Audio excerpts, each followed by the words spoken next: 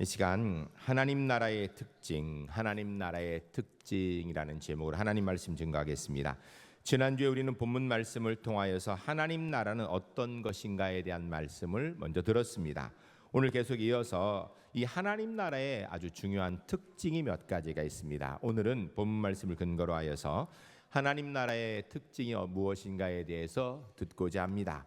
말씀을 들으시면서 하나님 나라에 이런 특징이 있구나, 우리가 그런 하나님 나라의 특징들을 이루어가는 삶을 살아야 되겠구나, 하나님께서 우리를 통하여 그렇게 이루시겠구나 기대하며 또 기도하며 그렇게 이뤄가시는 우리 제1교회 하나님의 사람들이 주 안에 모두 될 수 있기를 주의 이름 간절히 축복합니다. 첫 번째 따라하겠습니다. 하나님 나라에는 생명이 있습니다. 본문 31절, 32절 우리 함께 읽도록 하겠습니다.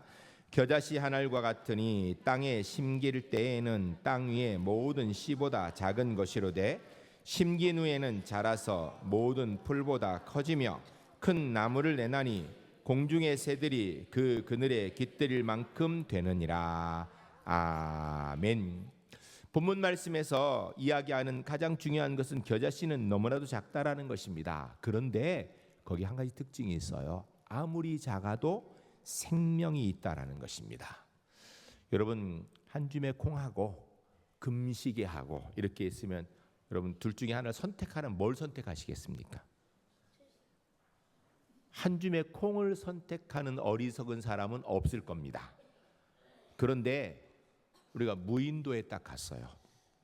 그러면 한 줌의 콩하고 금시계하고 어떤 게 더 소중하고 가치가 있겠습니까? 한 줌의 콩이죠. 말할 것도 없어요. 왜요? 여러분, 상대적인 장사꾼의 가치로 이야기한다면은 당연히 사람들 속에서 금시계가 중요하죠. 그러나 생명의 가치로 얘기한다면 콩 한 줌이 금시계와는 비교할 수 없습니다. 왜? 금시계는요, 사람과 있을 때 거래할 때 필요한 것이지 그 자체의 가치로는요 한 줌의 콩이 너무나도 중요한 것입니다. 이유는 딱 한 가지입니다. 금시계에는 생명이 없거든요. 그러나 콩 안에는 생명이 있기 때문입니다. 이 생명은 신비로운 것입니다. 무한한 능력이 있습니다. 혹 대만 여행을 가보신 분도 계실 것입니다. 타이풍이라는 그 산 위에 큰 연못이 있습니다. 그 연못 앞에 삼국지에 나오는 관운장을 위한 큰 사당이 있습니다. 아마 가서 보신 분도 계실 거예요. 그런데 이 사당이 크게 있는데 문제는 사당은 본래 이렇게 경배하려고 있는 것인데 관광객들을 위해서 최근에 만든 것이라 규모가 어마어마합니다. 그런데 아무도 거기 가서 경배하는 사람이 없습니다. 장사꾼만 와글와글합니다. 그러니까 어느 관광객이 이야기하기를 이 관운장이 노하겠다고. 왜? 장사꾼만 잔뜩 있지, 그리고 관광객만 있지 자기의 경배하러 오는 사람이 없으니까. 그러니까 다른 이가 귀신이 진짜 오나? 이렇게 얘기하더라는 겁니다. 무슨 이야기입니까? 여러분, 아무리 웅장하게 만들었다 할지라도 거기에는 생명도 없고 경건도 없고 두려움도 없고 더 중요한 것은 구원도 없다라는 것입니다. 생명의 산은 어디에 있는가? 오히려 조그만 시골에서, 마을에서, 골방에서 성경을 읽고 있는 그 사람에게 하나님의 생명의 씨앗이 있는 것입니다. 복음의 생명, 외형적으로는 겨자씨처럼 아주 작은 것처럼 보여서 아무것도 아닌 보잘것없는 것일 수 있습니다. 그런데 그 속에는 생명이 있다라는 것입니다. 이것은 현상의 문제, 물질의 문제, 크기의 문제, 수량의 문제가 아닙니다. 생명의 문제입니다. 살았는지 죽었는지, 생명이 있는지 없는지, 이게 중요한 거예요. 생명의 신비는 아무리 죽어 있는 것 같아도 다시 살아납니다. 여러분, 우리가 곡식을 심으면 곡식 아무것도 아닌 것 같죠? 그런데 땅에 심으면 생명이 있기 때문에 살아나는 거예요. 미미한 것 같으나 엄청난 역사를 이루는 것입니다. 복음과 교회는 하나님 나라의 생명을 먹고 자라는 것이거든요. 그러므로 중요한 것은 생명이 있는가 없는가 중요하고요. 둘째는 그 생명이 살아있는가 죽었는가, 이게 문제예요. 아무리 작은 것이라도 살아있으면, 생명이 있으면 변화가 있습니다. 사랑하는 성도 여러분, 이 시간 우리 한번 깊이 스스로를 돌아봤으면 좋겠습니다. 내 안에는 살아있는 생명이 있는가? 복음의 생명이 내 안에 있는가? 내 속에 살아있는 복음의 생명이 있기를 주의 이름 간절히 축복합니다. 그것이 있다라면 우리 속에 하나님 나라가 시작되고 있는 거거든요. 전 우리 제1교회 성도님들의 심령 속에 살아있는 복음의 생명이 있는 줄로 믿습니다. 있으니까 이 자리에 온 거거든요. 있으니까 우리가 예수 믿는 거거든요. 그 생명의 은혜가 있는 줄 알고 그 생명을 키워나갈 줄 아는 하나님의 사람들이 주 안에 모두 될 수 있기를 주의 이름 간절히 축복합니다.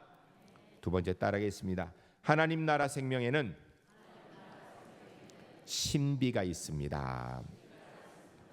본문을 한 번 더 읽겠습니다. 31절 32절 같이 읽겠습니다. 겨자씨 하늘과 같으니 땅에 심길 때에는 땅 위의 모든 씨보다 작은 것이로되 심긴 후에는 자라서 모든 풀보다 커지며 큰 나무를 내나니 공중의 새들이 그 그늘에 깃들일 만큼 되느니라. 아멘.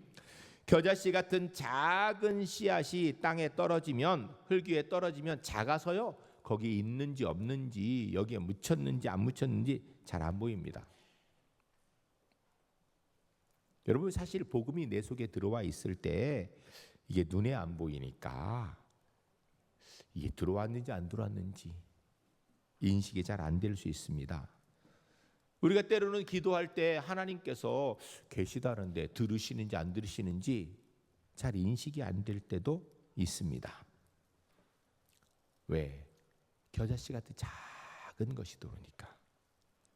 그래서 사실은 지금 여기에 씨앗이 있는지 없는지 잘 모를 수도 있어요. 그러나 생명은 결국 생명의 역사로 나타나는 겁니다. 겨자씨는요 아주 작습니다. 그런데 그게요 시간이 지나면, 때가 되면 4m 크기의 큰 나무가 된다고 합니다. 일생을 예수 믿지 않았던 어떤 분이 임종 때가 되었습니다. 그러자 급한 마음에 아들을 통하여서 교회 목사님을 청하였습니다. 목사님께서 곧 돌아가시려는 분이 목사님을 만나자고 한다니까 갔습니다. 이분이 마지막 숨을 몰아쉬면서 하는 이야기가, 자기가 초등학교 한 3, 4학년 때쯤 교회에서 연필 준다 그래서 교회를 그때 3학년, 4학년 이렇게 한 2년 정도 이렇게 다녔다 그래요. 그러니까 매주 간 것도 아니에요. 연필 준다 그러면 가고, 뭐 과자 준다는가 이렇게 갔던 거예요. 그렇게 몇 번 가는 동안에 그때 가장 많이 불렀던 복음성가가 예수 사랑하심이어야 됩니다. 예수 사랑하심은 성경에서 배웠네. 이 찬송을 불렀던 것을 계속 갈 때마다 어떻게 부르다 보니까 그게 이렇게 귀에 남았어요. 그리고 그가 살아가는 나머지 모든 시간 동안에 수십 년 동안 그 마음속에 항상 예수 사랑하심은, 이게 잊혀지지가 않아서 임종 때 그때도 내가 예수 사랑하시면 그거 내가 부르고 있었다고 이렇게 얘기하더라는 거예요. 지나가면서 교회 종탑을 볼 때마다 나도 언젠가는 교회를 가야 될 텐데 이런 마음이 들었답니다. 그리고 사람들이 교회에 대해서 좋은 이야기하면 기분이 좋은데 교회에 대해서 안 좋은 이야기하면 괜히 기분도 안 좋더라는 거예요.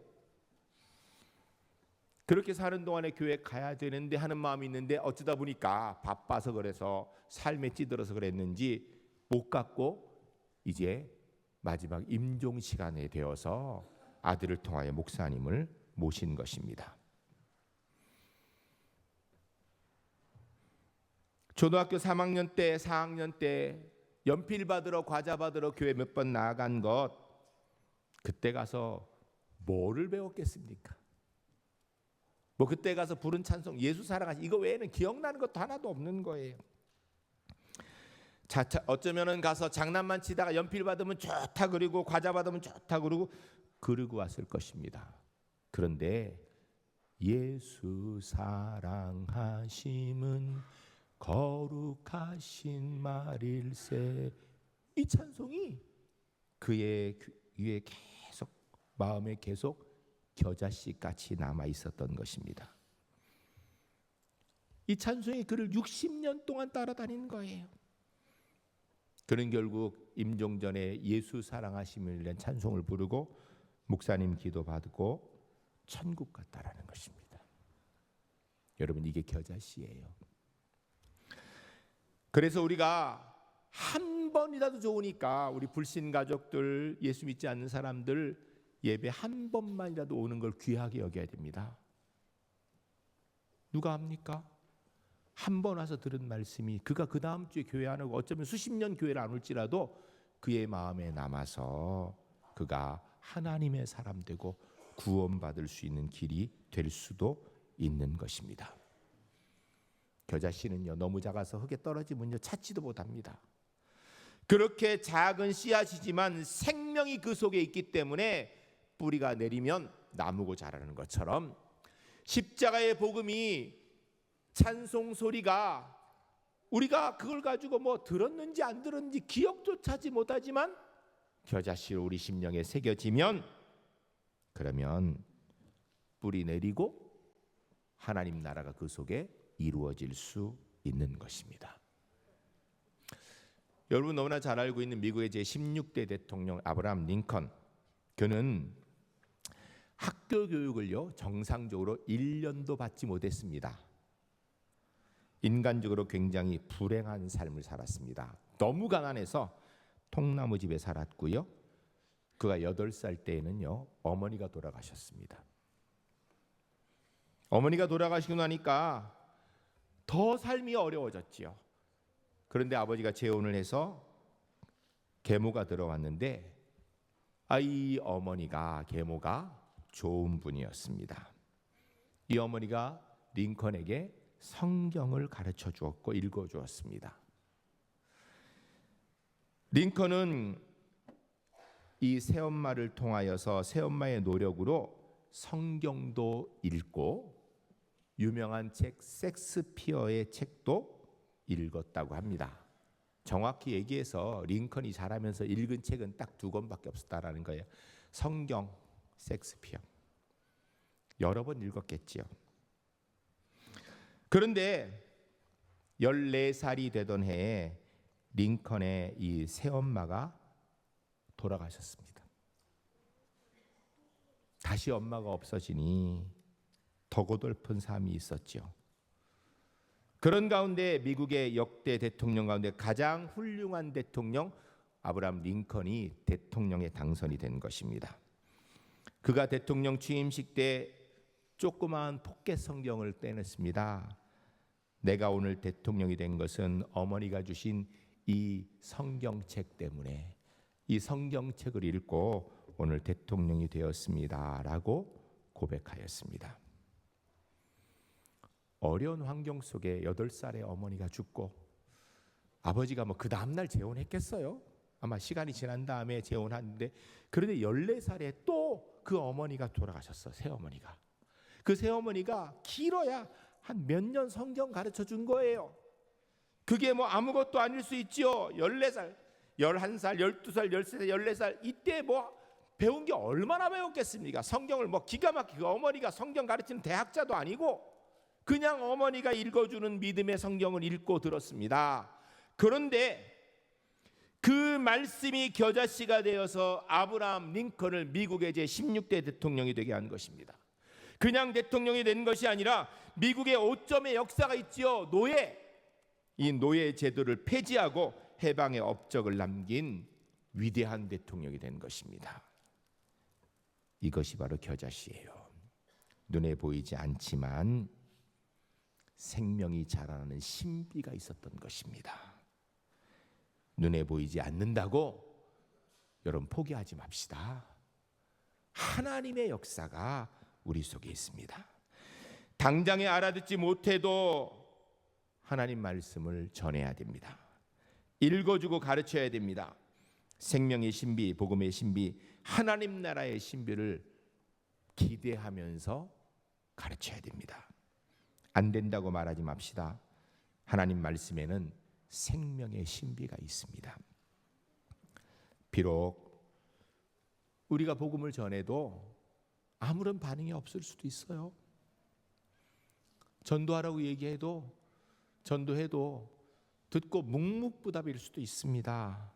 그러나 겨자씨가 떨어지면 땅에 있는지 없는지도 보이지 않는데 때가 되면 하나님의 놀라운 은혜의 역사의 생명의 신비 역사가 일어나는 것을 기대하고 그 믿음의 안목을 가지고 복음을 전하고 또 우리 자녀들을 믿음으로 양육하는 그런 하나님의 사람들이 주 안에 모두 될 수 있기를 주의 이름 간절히 축복합니다.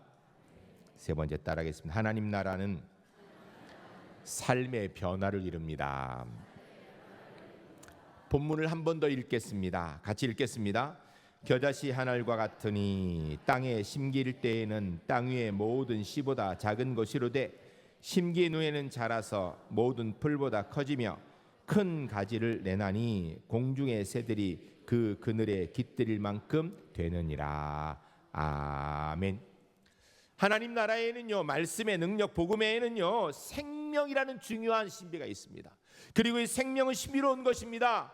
눈에 보이지 않는데도 때가 되면 자라나 열매를 맺게 되어 있습니다. 그 결과로 복음에는 하나님 나라는요, 삶의 변화를 일으킵니다.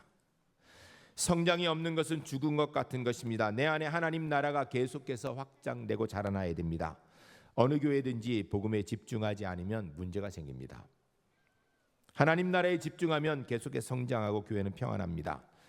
인격이나 지식도 우리의 영적인 생명, 내 안에 있는 복음의 생명의 역사가 계속해서 성장해 나간다면 변화될 수 있는 것입니다.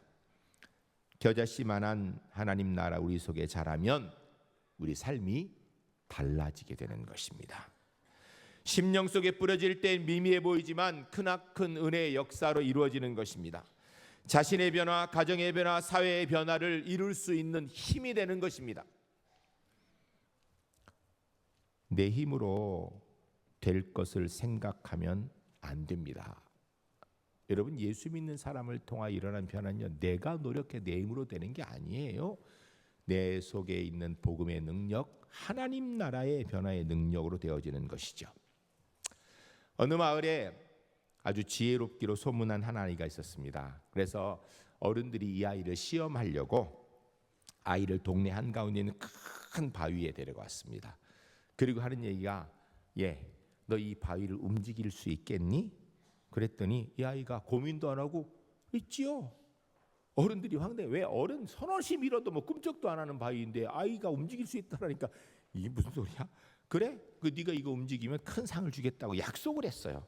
그랬더니 이 아이가 알았다고 하더니 그 바위 위에서 이렇게 파더니 거기에다가 마른 콩을 쫙 집어넣은 거 많이. 그러더니 흙을 덮고 아침에 물 주고 점심 때 물 주고 저녁 때 물 주고 사람들이 제가 미쳤구나. 저런다고 뭐가 되겠어? 그런데요, 하루 지나고 일주일 지나고 열흘 지나고 한 달 지나는 동안에 자꾸 물을 주니까 그 속에서 뭐가 자라기 시작하는 거예요. 콩 하나는 별거 아닌데 한 줌의 콩이 자라 점점 부풀어 올라오니까 결국은 바위가 움직이더라는 거예요. 사랑하는 성도 여러분, 생명의 힘은 놀라운 것입니다. 복음의 힘은 놀라운 것입니다. 하나님의 나라의 생명은 놀라운 것입니다. 겨자씨부터 시작해서 이루어지는 복음의 능력은요, 큰 나무가 될 수 있는 것처럼 복음 안에 있는 우리는요, 별거 아니고 무능하고 힘이 없을 수도 있습니다. 그러나 우리 속에 하나님 나라가 자리 잡으면요, 달라지기 시작하는 것입니다. 그 삶이 점점 하나님 나라에 합당하게 변화될 수 있는 것입니다. 전 우리 울산제일교회 모든 성도님들 심령 속에 복음의 생명이 내재해 있기를 주의 이름 간절히 축복합니다. 내 속에 하나님 나라가 자라서 내 삶도 변화시키시고 내 가정도 변화시키고 내가 속한 사회도 변화시키며 하나님 나라를 이루어가는 것을 보며 살아가고 그로 인하여 하나님 나라의 생명을 느끼며 살아가는 우리 제1교회 하나님의 사람들이 주 안에 모두 될 수 있기를 주의 이름 간절히 축복합니다. 이 시간 함께 기도하겠습니다. 기도할 때 주님, 우리 속에 겨자씨만한 작은 믿음 허락하여 주시옵소서. 하나님 나라 정말 너무 아무것도 아닌 것 같아 보여도 그것을 통하여서 생명이 있으면 신비롭게 변화될 것이고 내 삶도 달라질 것입니다. 제 속에 하나님 나라를 허락하여 주시옵소서. 삶 가운데 하나님 나라의 변화의 능력을 보게 하옵소서. 함께 기도하겠습니다.